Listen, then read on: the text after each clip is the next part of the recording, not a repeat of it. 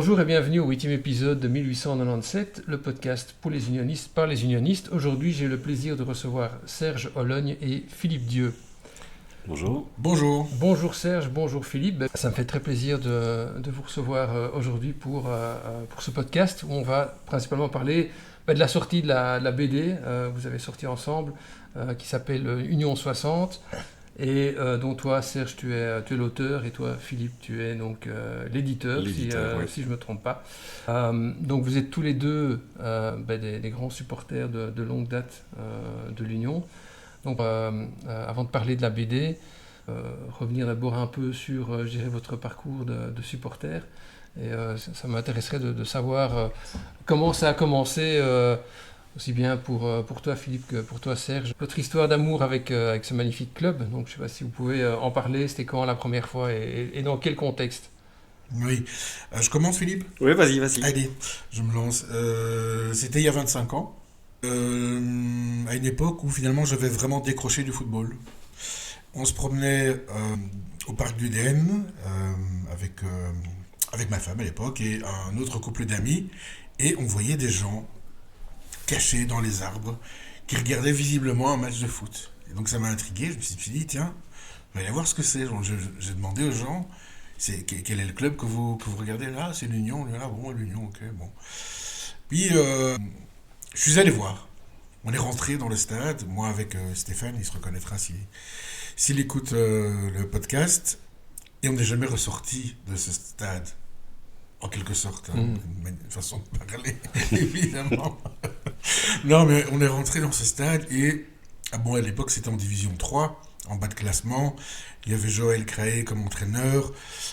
Les supporters n'étaient pas contents du tout de l'avoir. Il y avait toujours cette petite banderole, le Craé Go Home, que les joueurs venaient arracher en fin de match parce qu'ils tenaient visiblement encore à leur entraîneur. Et il y avait une ambiance comme j'en avais jamais vu nulle part. Et là, ça m'a donné envie de revenir. Je ne sais pas si j'ai eu envie de revenir au foot, mais en tout cas de revenir à l'Union. J'ai directement pris un abonnement. Et donc voilà, ça c'est comme ça que moi j'ai découvert l'Union. Et donc depuis 25 ans, de manière ininterrompue, tu es resté abonné en fait. Oui. Magnifique. Moi, c'est exactement la même période. C'était grosso modo il y a 25 ans, je me souviens très bien de Craé. Vous vous connaissiez déjà ou... On s'était côtoyés à Saint-Luc, mais voilà, de se croiser aussi dans des concerts. Mais c'était pas du tout avec Serge. Moi, je m'intéressais pas du tout au football. C'était pas du tout mon truc, mais j'étais en séparation. Et j'ai un ami de l'époque, Christophe, il se reconnaîtra, m'avait dit un jour, écoute, t'habites dans le quartier, viens, il fait beau, c'est dimanche après-midi, viens te changer les idées. Et voilà. Et de la même manière que Serge, je suis venu, je n'ai rien compris de ce qui se passait grosso modo sur le terrain, mais l'ambiance dans les gradins m'a vraiment fait rire. Et de fil en aiguille, forcément, il y a un moment où on finit par s'intéresser quand même à ce qui se passe. Et je me suis pris au jeu. Et voilà, d'avoir ce club comme ça, d'ancienne, enfin un peu ancienne gloire, mais non, c'était, je sais pas, quelque chose d'un peu atypique comme ça, d'avoir Oui, parce qu'au-delà du fait du côté fun et boire des bières, rigolade, etc., bien sûr, on se renseigne, on se dit « Ah, c'est ça l'Union Saint-Gilloise ». Parce que tout le monde a un jour entendu parler de l'Union Saint-Gilloise sans forcément savoir de quel club il s'agit. Alors là, pour le coup, on se renseigne un petit peu, on se dit « Ah oui, club légendaire ».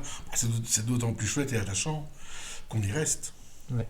Et vous habitiez déjà Saint-Gilles ou Ouais. Moi, j'habitais Saint-Gilles aussi, j'étais rue de Savoie, donc vraiment, je traversais le parc et j'étais au stade. Donc on allait soutenir le club de notre village. C'est ça.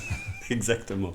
Oui, si ça tombe, voilà, on aurait habité Molenbeek, on aurait été ailleurs, mais on était à Saint-Gilles et ça faisait que. Et puis, je pense, oui, l'ambiance dans les gradins fait qu'à un moment, on n'est pas nombreux, on se reconnaît tous, il y a ce plaisir de se retrouver le dimanche, encore plus en déplacement. Mais Oui, à l'époque, il y avait deux bus. Il y avait le bus des fidèles, qui était un bus de 52 places à un tiers rempli, voire moitié rempli.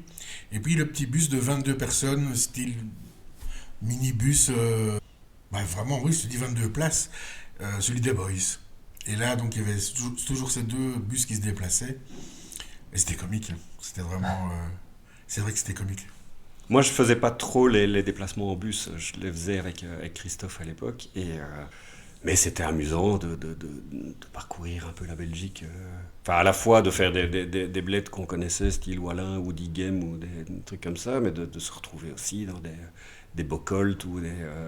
Enfin voilà, il y avait ce côté un peu désuet d'être en Détroit en disant mais bon, le club qu'on soutient, c'est quand même pas rien, mais il y avait ce côté un peu désuet et quelque part, quand on nous demandait si on était supporter de foot et qu'on parlait de l'Union, il y avait toujours un côté un peu décalé et finalement ça créait aussi une sorte de sympathie. De sympathie ouais, et c'est le fait de décalage. Ne pas se prendre au sérieux et de ne pas prendre le foot trop au sérieux non plus, Voilà. en fait. Et l'aspect, le fait de se retrouver entre copains, donc c'est à la limite plus, je dirais, l'extra sportif que le foot en soi, parce que à mon avis, les matchs en tant que tels en Détroit, ça devait pas être d'un intérêt très. Ah, les niveaux n'étaient pas le même, c'est sûr. Ouais. C'était amusant parce qu'à l'époque, je me souviens qu'il y avait aussi ce côté un peu Diable Rouge et tout, et les gens critiquaient les Diables Rouges. Je me disais, venez voir un match à l'Union. Je pense qu'ils jouent pas si mal que ça finalement. Pour revenir un peu sur le projet dont on va parler aujourd'hui, donc votre BD Union 60. Mais tout d'abord, je voulais un peu voir comment est née cette idée, comment ça a germé dans votre tête. Qu'est-ce qui a fait qu'à un moment donné, vous avez dit, voilà, on va sortir une BD. Moi, j'avais l'envie de faire une BD sur l'Union depuis bien longtemps. Et je ne savais pas sous quel angle commencer le projet. C'était tellement vaste, il y a beaucoup de gens autour de moi qui disaient « Mais allez, fais un truc sur l'Union, ce serait chouette, tes dessins sont sympas et tout. » Mais l'histoire est tellement grande et j'étais un peu désemparé face à la tâche. Et puis j'ai eu, il y a un an, une idée, une espèce de flash où je me suis dit « Ok, je vais m'attaquer à une tranche de l'histoire, parce que c'est plus concis, je pourrais me concentrer sur cette tranche historique. Et bien sûr, s'il y en a bien une qu'on peut choisir par rapport à l'Union Saint-Gilloise, c'est celle-là, c'est celle des 60 matchs sans défaite. Alors il se fait que j'ai aussi ce goût du passé, hein. Je suis un nostalgique, je suis un passéiste, et quand on regarde le football de l'époque et celui aujourd'hui, pour moi il n'y a pas photo, je préfère 1000 fois celui de ces années-là, des années 30, où il y avait les gars de la ville, du quartier qui venaient jouer au foot, qui venaient dans le club de leur commune, comme on disait il y a un instant. Et puis au niveau esthétique, ils avaient des maillots qui étaient bien plus jolis. Enfin, tout était plus joli à dessiner, en tout cas. Mmh. Pour moi, j'ai beaucoup plus de plaisir à dessiner cette époque. Je n'aurais pas pu faire un sujet actuel par rapport à l'Union Saint-Gilloise, en tout cas. Donc voilà, cette idée, elle est née il y a pas mal de temps, mais de manière très floue. Elle s'est concrétisée il y a une année. Et là, j'ai commencé à dessiner. Il faut dire que l'histoire, quelque part, était écrite. Je l'ai scénarisée, mais l'histoire, j'avais cette aide du fait que l'histoire était préécrite, quelque part. Et quand je me suis lancé, voilà, j'ai contacté Yves, qui bien sûr se reconnaîtra aussi, et qui n'aime pas qu'on parle de lui, mais voilà, c'est fait. Yves, c'est l'archiviste non officiel de l'Union qui m'a prêté... qui m'a filé tous les articles de chaque... les résumés de chaque match de l'époque, des photos d'époque. Donc j'avais vraiment un bon support pour commencer. Et voilà, je me suis dit, maintenant, c'est parti, il faut trouver un angle d'attaque, j'ai envie de dire, parce que je ne voulais pas que ce soit un ouvrage uniquement historique et laborieux, à savoir une liste exhaustive de 60 matchs les uns derrière les autres. Je me suis dit, il faut qu'il y ait un petit côté fictif, un petit côté un peu plus décalé. Et là, j'ai encore cherché, et je me suis dit, ok, voilà, ça va être un supporter marolien, qui est un acharné, qui est un anxieux, qui est un superstitieux. Ça va être lui, mon point de vue, et les matchs seront racontés par lui. Une fois que j'ai eu ça, hop, c'était parti d'une traite, j'ai envie de dire. Ouais. Alors là, moi, il n'y a que moi qui parle, mais c'est parce que c'est moi qui ai eu l'idée au départ. Philippe, toi, tu as décidé de l'éditer, parce qu'à la base, c'était pas éditeur. Donc, en fait, moi, je suis, en tant que graphiste, je travaille énormément dans l'édition. Je dirais que la grosse partie de mon travail est au niveau de l'édition. J'ai fait des livres pour la Renaissance, pour Mardaga, pour Canès, maintenant pour Racine. Et Yves, un jour, vient me voir à un match et me dit: tiens, j'ai parlé de toi à Serge, il cherche un éditeur, ou en tout cas de voir comment il y aurait moyen de sortir ce projet de BD qu'il a sur l'Union. Tu as peut-être des bons conseils à lui donner. Bon, j'étais pas trop sûr de rien, mais on s'est rencontrés. Et c'est vrai que moi, dans un coin de ma tête, j'avais toujours ce truc de me dire: tiens, je connais très bien la réalité du milieu de l'édition, et je sais qu'en dessous de 1000 ou 1500 exemplaires, un ouvrage, c'est compliqué. Parce que y a toute une... il y a les distributeurs, il y a une grosse machine à mettre en route, et pour rentrer dans ces frais, il faut déjà vendre un nombre assez conséquent d'exemplaires. Et sur un projet comme celui de Serge, qui est finalement assez local, c'est difficile de se dire on peut prétendre à 1000 ou 1500 exemplaires. Par contre, si on part sur un projet de micro-édition, en autodistribution et ce genre de trucs-là, ça veut dire qu'on bypasse certains coûts, et qu'à un tirage moindre, on peut plus facilement rentrer dans nos frais. Et donc ça, c'est un projet que moi j'avais en tête, pas par rapport au projet de Serge en particulier, mais de manière générale, de me dire: tiens, c'est un service que je me verrais bien pouvoir offrir. Et finalement, j'ai saisi la balle au bon, c'est le cas de le dire. Et je me suis lancé, et voilà, il se fait qu'effectivement, c'est pas le premier livre que je sors autour de l'Union, que le livre des 120 ans, j'étais déjà derrière, le livre des 125, même chose avec Fabrizio et Yves, que tout le monde connaît bien maintenant. Et donc je dirais que, voilà, à la fois... moi, je suis rentré finalement dans le projet alors que d'un point de vue scénario, éditorial, les choses étaient quasi bouclées.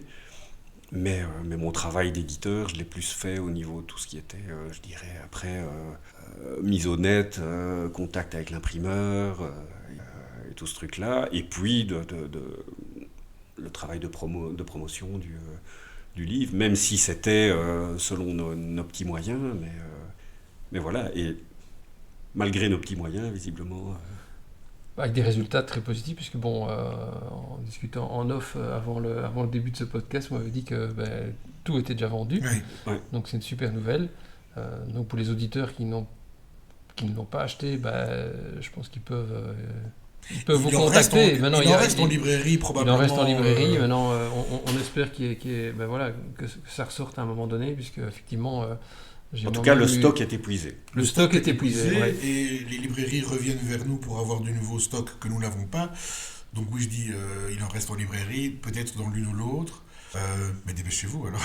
Pour revenir un peu sur l'histoire de la BD, hein, donc tu disais effectivement l'histoire de l'Union 60, donc les 60 matchs sans défaite, est racontée à travers un personnage, donc Léon, qui est marolien. Déjà, le fait qu'il soit marolien, c'est pas un hasard. Non, c'est pas un hasard. Je pense qu'une bonne partie du public qui allait voir l'Union venait des Marolles. L'Union était le club populaire de Bruxelles, de ce côté-là du canal en tout cas. Et au niveau du style graphique, moi ça m'a aussi frappé que tu as vraiment un style qui était vraiment très propre, je dirais très, très particulier. Tu dessines déjà depuis... Enfin, des BD, c'est ta première, tu en as déjà fait beaucoup avant? J'ai fait quelques BD. Tu as vraiment un style qui était vraiment, vraiment reconnaissable, je dirais. Donc, bien, merci. Oui. C'est vrai que j'ai fait quelques albums en auto-édité, mais pas beaucoup. Alors au départ, ma formation c'est bande dessinée à Saint-Luc au début des années 90, là même où j'ai rencontré Philippe, la première fois. Après, c'est pas mon métier principal, je suis plutôt comédien dans les pubs, dans les séries, de temps en temps au cinéma quand j'ai l'occasion de le faire. J'anticipe ma prochaine question. Ah zut. C'est pas grave.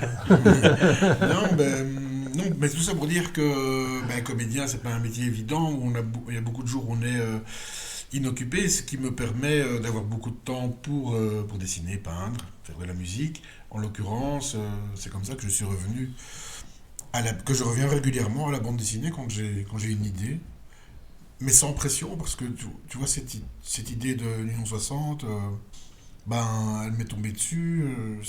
J'aurais pu la faire dans 2 ans, ou jamais. Y a pas, c'est pas une commande, il n'y a pas quelqu'un qui attend pour le 10 du mois suivant que j'ai fini X planches. Donc voilà, je dessine quand j'ai envie, et ça, c'est quand même un certain luxe. Ouais.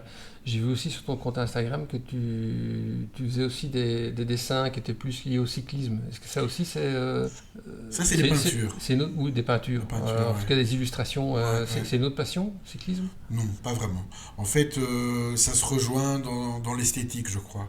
Ouais, c'est le côté un peu C'est vintage. l'esthétique rétro du cyclisme. Tout comme le foot, le cyclisme actuel, ça m'intéresse pas. Maintenant, le compte Instagram, c'est une autre histoire. Je l'ai créé à un moment où j'ai eu l'occasion de faire un clip vidéo pour Dominique A. Et sa manageuse m'a dit oui, bah, il faudrait quand même que vous ayez autre chose que Facebook, il faut un truc Instagram. Aujourd'hui, les jeunes, ils sont sur Instagram, etc. Donc j'ai créé ce compte et j'ai mis quelques images, mais j'y vais jamais, j'ai jamais alimenté quoi que ce soit sur Instagram. Donc c'est pas un compte très représentatif De ton travail. de mon travail, si, parce que les images, l'esthétique, c'est un peu la même chose. Mais c'est très peu alimenté, je veux dire, par rapport à l'activité que j'ai. Si on tient compte que d'Instagram, on va se dire, putain, celui-là, il faut jamais rien. Ou alors il travaille tellement qu'il n'a pas le temps de Oui, poster sur Instagram. ouais, C'est possible aussi. à vous de choisir. Mais c'est vrai que c'est un peu. Enfin, moi, j'ai le même problème que Serge par rapport à ça. J'ai créé une page Facebook pour ma boîte à l'occasion de la sortie de la BD. Et je pense que les gens qui, du coup, sont sur cette page se disent mais ce mec ne fait que des trucs de l'Union. Alors qu'a priori, j'ai une Ouais. palette plus large, mais c'est aussi le temps d'alimenter tout ça. C'est du temps, en fait, de faire Ouais, son autopromo.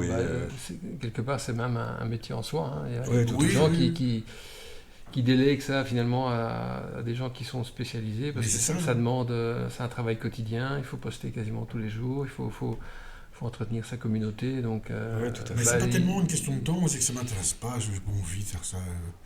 Donc, tout ce qui. Enfin. Oui, ça m'intéresse pas. Je traîne de temps en temps sur Facebook, je vais voir ce que mettent les autres, mais c'est pas. C'est vrai que c'est mieux de déléguer. Si quelqu'un qui le fait, pour moi, c'est chouette. Et Serge, est-ce que du coup ça te donne envie de continuer ou d'entamer des nouveaux projets, toujours liés à l'Union, Pas une forcément. autre BD ou Oui, j'imagine que je ferai d'autres BD, probablement pas sur l'Union. Et peut-être que oui, en même temps, j'en sais rien. Là, pour l'instant, je pense que je vais me remettre un petit peu à la peinture, faire des paysages. Donc, un retour au calme. Paysages acrylique sur toile. Je vais m'essayer à ça. Et du côté acteur, t'as des projets déjà Oui, j'ai eu un casting hier, j'en ai un vendredi prochain. Oui, j'ai régulièrement des castings et de temps en temps, il y en a un qui se transforme en jour de travail, en projet, en film ou en publicité. Bah, j'ai quand même vu en faisant quelques recherches que bah, tu as quand même déjà joué dans pas mal de téléfilms, des films, Ouais. des courts-métrages. Ouais. Ouais, ça C'est fait- plutôt dans ce style de production que tu vas ou alors c'est vraiment plus varié? Ou est-ce que tu as un style, je dirais, d'acteur en particulier? Non, en fait, moi, je prends ce qui vient. C'est ça. Parce que je peux pas faire la fine bouche. Les pubs, je les fais pas pour m'amuser, et ni parce que je trouve que c'est chouette, c'est parce que ça rapporte de l'argent. Les films, en général, j'ai des tout petits rôles, et même si ça en avait, ben, j'y vais. Mm. Alors, parfois, j'ai la chance d'avoir un petit rôle dans un chouette film, mais c'est pas toujours le cas. Voilà. Le plus chouette film dans lequel tu as tourné, c'était quoi? Ou celui que tu as préféré, on va dire? En fait, c'est assez bizarre, c'est très paradoxal, parce que voilà, le film s'appelle Mr. Morgan Last Love, avec Michael Caine. Et c'est mon meilleur souvenir de tournage, parce que je l'ai rencontré, on s'est serré la main, il m'a dit hello, I'm Michael, j'avais envie de dire oui, je sais bien qui vous êtes, il était d'humilité et d'une humilité incroyable. Et j'avais un peu peur, c'est une scène qui était assez difficile à jouer, sa femme était décédée, sur le lit, lui était lui-même assis sur ce lit en veillant le corps, et moi je joue le rôle d'un croque-mort, et je dois mettre ma main sur son épaule et dire... c'est censé se passer à Paris, hein, même si on était dans un studio en Allemagne, mais c'est censé se passer à Paris, donc je lui dis en français, Monsieur Ken, je suis désolé, mais nous allons devoir lever le corps. Et là, il se retourne et il me balance, il me dit Don't even try to touch me. Donc, pour moi, c'est une scène très, très, très chouette. Après, il y a un montage qui dure un an et demi, une post-production. J'emmène ma femme, mes enfants au cinéma en disant Papa, on va au cinéma. Ils ont coupé la scène. Et en fait, on voit juste ma main sur son épaule. Ouais. Mais voilà, ça reste un excellent souvenir de tournage, en tout cas. Ouais. Ouais. Toi, Philippe, donc, tu disais, tu as édité la BD, mais à côté de ça, tu réalises aussi les affiches, en tout cas les visuels de match, on va dire. Les visuels de match qui sont postés sur les réseaux sociaux avant chaque match de l'Union. Ouais. Ça fait quoi? Ça fait 1 ou 2 saisons que tu fais ça? C'est la deuxième saison, que je fais ça. C'était vraiment ensuite... comme j'ai fait les 2 bouquins avec Yves et Fabrizio, Fabrizio m'a embarqué dans l'aventure de l'Expo sur les 125 ans, où j'ai un peu participé à la scénographie et tout ça. Et Martin, qui est le responsable à l'Union, est venu me voir à la fin du vernissage en me disant « Écoute, c'est chouette ce que vous avez fait, je pense qu'il y a des choses qu'on pourrait faire ensemble ». Et de fil en aiguille, il m'a demandé si je pouvais proposer quelque chose par rapport à ces visuels de match. Et voilà, je pense que on verra le temps que ça dure par rapport à la palette visuelle de ce que je peux proposer. J'essaye de rester dans cet esprit un peu justement affiche de film pour avoir ce côté un peu dramatique, on va dire, d'avant-match. Voilà, c'est super excitant. C'est énormément de boulot parce qu'il y a un nombre de matchs assez incalculable et on ne s'en rend pas toujours compte. C'est souvent 2 fois par semaine. Hein, pour l'instant, c'est 2 fois par semaine et donc c'est vraiment, je ne vais pas dire le jour pour le lendemain, mais c'est souvent 2-3 jours avant, avec des impondérables, de se dire finalement ils vont jouer avec tel maillot, ça serait bien que ça soit ce maillot-là. Finalement on pensait mettre un tel, mais il s'est blessé. Oui, c'est ça, le choix des joueurs, c'était une de mes questions, c'est comment sur quoi tu te bases? Est-ce que tu as des contacts par exemple avec le club qui vont te dire voilà un tel et un tel, ce serait bien qu'il soit sur la fiche, ou alors c'est toi tu choisis et tu te renseignes pour voir si le gars il va quand même jouer quoi. C'est les deux, c'est vraiment, ça va dans les deux sens. Je pense que c'est un travail que je fais pour l'Union que je ne pourrais pas faire pour un autre club, parce que je vois tous les matchs, je connais les joueurs, et donc il y a un moment, je sais aussi me dire à la fin d'un match, lui, il s'est vraiment mis en évidence, ça serait chouette de l'avoir sur le visuel prochain, et en fonction de ça, je fais parfois des suggestions, aussi en fonction des visuels que j'ai accès à la banque belgade avec toute la médiathèque, on va dire, de photos de l'Union. Et quand ils me disent, voilà, ce sera tel maillot, je regarde et en fonction des attitudes, de ce que je peux détourer, prendre, je me dis, tiens, cette photo-là, elle est plus facilement exploitable qu'un autre. Maintenant, il y a effectivement une part de subjectif à la fois de se dire, il faut quand même à terme que tous les joueurs puissent... tout le monde y passe au moins une fois. Quoi. Que tout le monde y passe au moins une fois. Et à la fois, il y a des joueurs qu'on sait difficilement se passer. Il y a un moment... Tu as des retours des joueurs par rapport aux affiches? Non. Parce que je sais qu'en général, ils aiment bien... je vois souvent sur les réseaux sociaux, ils aiment bien reposter les photos où évidemment ils sont dessus. Est-ce qu'ils ne reviennent pas vers toi en disant super, j'ai pas de retour. Maintenant, je ne suis pas abonné à leur page, donc si à la limite ils le repostent... En tout cas, ils repostent, ça je peux te le dire. Ouais. Du coup, je le vois pas en fait. Okay. Et donc, mais bon, voilà, moi je suis pas en contact direct avec les joueurs, loin de là, et je reste un petit peu dans l'ombre, on va dire, par rapport à tout ça. Mais c'est super excitant. Il y a un côté aussi un peu foufou comme ça. La finale de coupe l'année passée, de faire un visuel où on me dit, écoute, est-ce que tu peux faire quelque chose au cas où on gagne? Comme ça, on peut le poster dès que... Et voilà, et de se dire... Il y a à la fois un côté, comme Léon dans la BD, un peu superstitieux, de se dire, Ouais. pas sûr d'avoir envie de faire ce genre de visuel, parce que si je le Ah, fais, on va ouais, perdre. c'est clair. Mais là, on a gagné, c'était la fête, quoi. Et de se dire, voilà, le visuel est posté dès que le coup de sifflet final est donné, c'est super chouette, quoi. Et est-ce que tu as dû. Ou est-ce que tu en avais préparé une aussi au cas où on était champion? Parce que moi, Oui, ouais, malheureusement. malheureusement. Ouais. Ouais. Malheureusement. Ça fait un peu plus mal, quoi. Ça fait un peu plus mal. Mais bon, voilà, je dirais que par rapport Et à... tu vas les montrer un jour, ces affiches, ou pas? A priori, non, je pense qu'elles sont, voilà, elles sont dans les...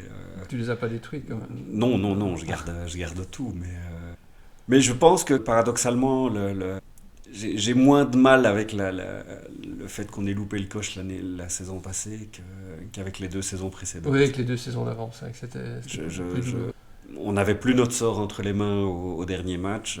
On a joué le coup à fond, on a gagné, mais c'était au cercle de faire la différence. Et puis voilà, par contre, je reste traumatisé, comme mon ami Laurent qui se reconnaîtra à la vue d'un hélicoptère. Ça reste, ça restera gravé malheureusement dans beaucoup de mémoires. Mais comme on se disait au tout début avec Serge, c'est complètement fou en fait. On a peut-être loupé le coche d'un titre de champion, mais même être de retour en D1, il y a 25 ans, ça faisait partie c'était l'illusion la plus totale en fait. C'était impensable. C'était... On a battu Liverpool. Tu m'aurais dit ça quand on allait à Grimbergen le dimanche après-midi. Va encore boire une bière. Et c'est ça qui est je pense, le plus fou dans ces 25 ans, en fait. Oui, parce que vous avez tout connu. Vous avez connu la D3, la D2, la montée D2 en D1, ce qui devait, à mon avis, aussi déjà être un moment très très fort. Et puis, moi j'ai un peu décroché quand on est redescendu de D2 en D3. Là j'avoue que... Ah oui, vous êtes comme ça, vous. Je suivais, mais j'ai un peu décroché, ça m'a... Voilà. Mais après, c'est vrai que quand on est remonté en D2, puis qu'on a pu accrocher le wagon des 8 premiers pour la D1A, c'était assez euphorique, quoi. Est-ce que du coup, vous ne trouvez pas que, de manière générale, il y a quand même une frange de supporters qui est devenue très très exigeante, peut-être un peu trop, quand on voit le début de cette saison, qui était pas catastrophique, mais qui était, on va dire, comparé, ouais, voilà, un peu plus laborieux par rapport aux 2-3 saisons précédentes. On a quand même vu pas mal de supporters qui étaient très très critiques, aussi vis-à-vis de l'entraîneur, qui est nouveau, qui devait trouver ses marques. Ouais. Est-ce que vous ne trouvez pas qu'on est devenu peut-être un peu trop critique, trop exigeant? Moi, je dirais que ça dépend de comment chacun le vit. J'étais aussi critique, et je pense qu'il y a 25 ans, on était aussi critique. On était aussi en train de gueuler que Craé devait foutre le camp et que c'était vraiment n'importe quoi. Mais par contre, je pense que la différence, c'est que ça nous... Enfin, en tout cas, moi, je parle pour moi, ça ne me fout pas en l'air non plus pour la semaine qui suit et qu'il y a un moment... je pense que l'ambiance dans les gradins et tout ça faisait et fait encore Reste positive. Ouais, qu'on relativise, que ça reste positif. Justement, le fait de se dire, de se rappeler d'où on était il y a quelques années, ça permet peut-être de mieux relativiser par rapport à d'autres clubs qui ont, par exemple un club voisin qui a eu de longues années de gloire et qui maintenant patauge un peu depuis 2017. Mais donc du coup, c'est un peu plus, ça aide peut-être un peu plus à relativiser. Oui, parce que ce qu'on vit pour l'instant reste extraordinaire. On est à chaque fois dans le top 6. Je veux dire, finalement, on est le seul club, entre guillemets, à avoir loupé le coche 3 fois de suite. 3 fois d'affilée, ouais. Mais je veux dire, les autres clubs, entre guillemets, ont loupé le coche une fois, peut-être sur les 3, voilà, et Bruges remporte à chaque fois la timbale, mais, ou presque. Mais oui, je pense que on est dans ce truc-là, on est à chaque fois maintenant en Europe. Il y a aussi, enfin, je veux dire, de nouveau, dans ces trucs qu'on a connus, moi, connu un déplacement à Bruges parce qu'on était en 8e de finale de la Coupe de Belgique, alors qu'on était en 3e division, et c'était la folie, et on était 1005 à avoir fait le déplacement, en se disant oh, c'est la fête, on va rencontrer... On a perdu 2-0, je pense, hein. C'est ça? Finalement, on n'était pas du tout ridicule. Non, je me souviens de ce déplacement-là et d'un déplacement, je ne sais plus combien de temps après, au Berscott. Oui, 1-0. Où Malky était venu jouer pour le Berscott, était venu nous...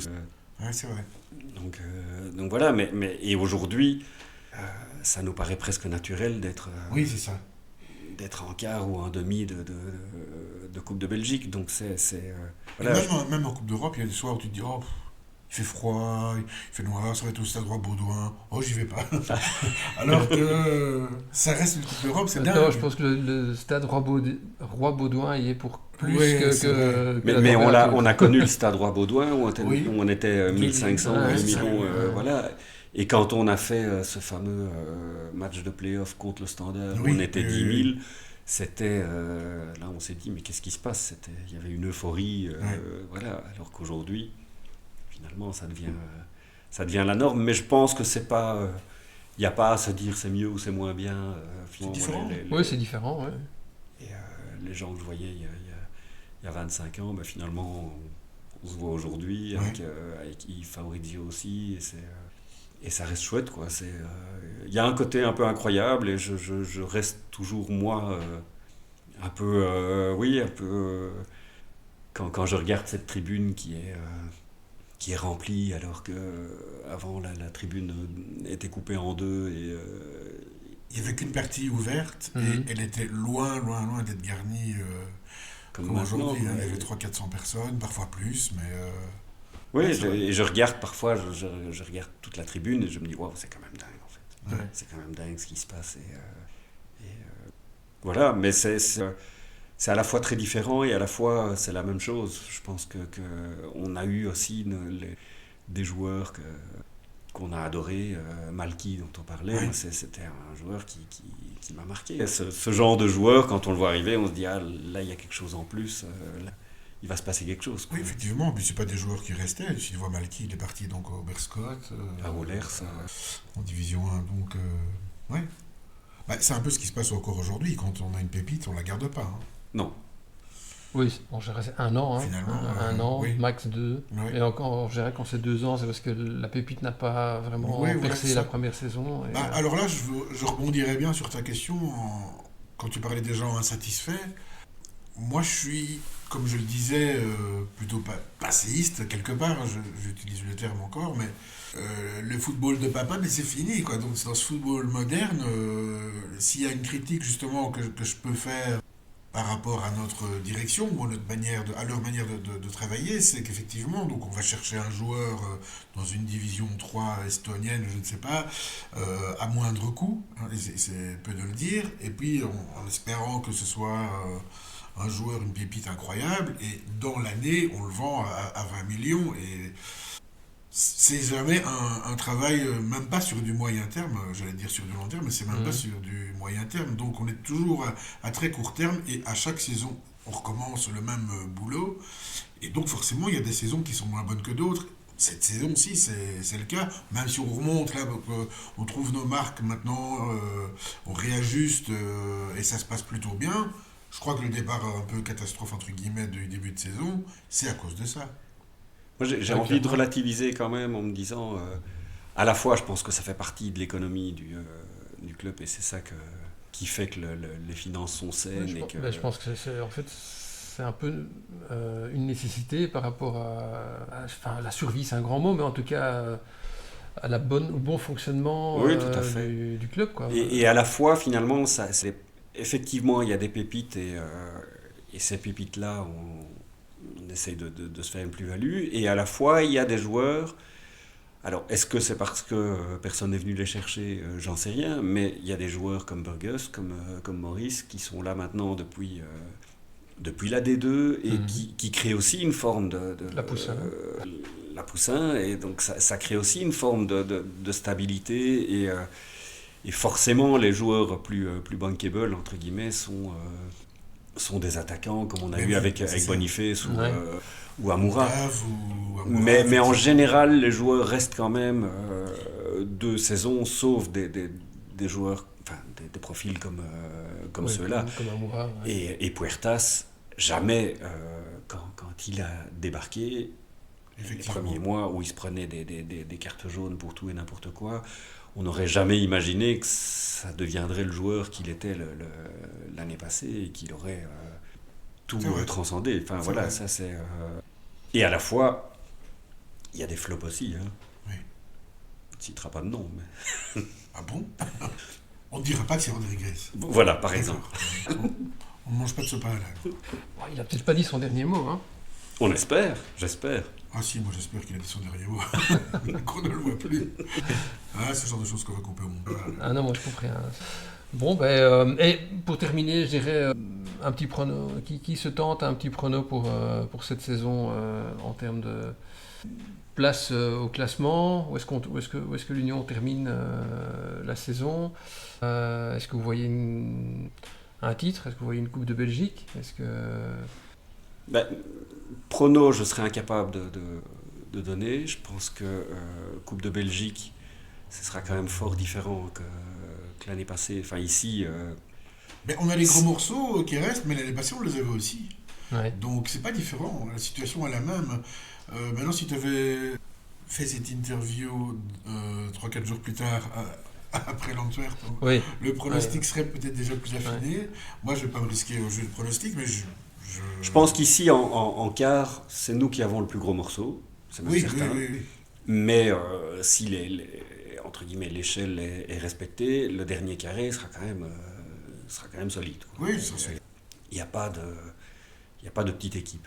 Et au niveau du top 6, ça reste solide aussi. Alors espérons, sans prétendre aujourd'hui à un titre, espérons à la fois que finalement on ait l'effet inverse de la saison passée, qui était un début tonitruant et puis une forme de fatigue, et qu'ici finalement on a démarré plutôt difficilement, mais qu'il y a enfin un duo d'attaquants qui a l'air de se révéler, qu'on peut commencer à dire ah tiens en fait on a peut-être enchaîné pas mal de matchs nuls, mais ça fait quand même toujours autant de matchs sans défaite, et que cette division des points cette fois-ci pour une fois, joue en notre faveur, et on jouerait peut-être avec moins de pression que l'année passée ou les années précédentes. Cette pression d'être devant et de devoir absolument garder l'avance, ne pas perdre de points. Mais cette fois-ci, on serait un peu outsider, ce serait pas mal, je trouve. Oui, tout à fait. Mais bon, voilà. Pronostic, moi, je me contenterais d'une place européenne, ce serait bien. Ouais, je pense que... On va juste mettre Ça un me semble caleçon réaliste. jaune et bleu Voilà. jusqu'à la fin de la Le saison. caleçon jaune et bleu. C'est basé sur une expérience personnelle? Pas tout à fait, non. Non. Non, j'ai pas de caleçon jaune et bleu. Pas de caleçon, mais Le côté superstitieux, oui. Mais la plupart des supporters sont superstitieux, non? Oui, tout à fait. moi j'ai changé. Je mets une autre écharpe depuis quelques matchs et Ah, mieux. ça va mieux, et je n'imagine plus changer d'écharpe pour l'instant. Donc forcément, oui. Mais on l'est tous un peu. On l'est tous un peu, oui, c'est clair. On est tous un peu. C'est clair. On est tous un peu Léon. En tout cas, merci beaucoup pour Merci à toi. pour votre Avec grand temps plaisir. de m'accueillir aujourd'hui. Donc, juste un petit rappel donc, pour les auditeurs. La BD Union 60 est normalement encore disponible dans Quelques librairies. quelques bonnes librairies. Si vous n'en trouvez pas, sinon je peux peut-être laisser un lien ou une adresse mail pour vous contacter. Ben, le plus simple, c'est encore... pour avoir la liste des libraires chez qui on a mis en distribution, c'est sur le site Extrabold, donc www.extra-bold.be/union60. Ouais. Et via cette page-là, ou via Extrabold, il y a moyen de m'envoyer un mail, et éventuellement, effectivement, si je vois que il y a une demande qui afflue... Bah, Après ce podcast, vous allez avoir des centaines de gens qui vont J'imagine. vous appeler. Hein. Mais c'est évident. Et là, on pourra peut-être réenvisager une réimpression en se disant, tiens, voilà. D'autant que le podcast sortira début février ou la deuxième semaine de février. Donc on est juste avant la Saint-Valentin. Donc s'il y a des dames qui nous écoutent, ou des hommes, et qui veulent l'offrir comme cadeau à leur conjoint, je pense que c'est le cadeau parfait. Hein. Exactement.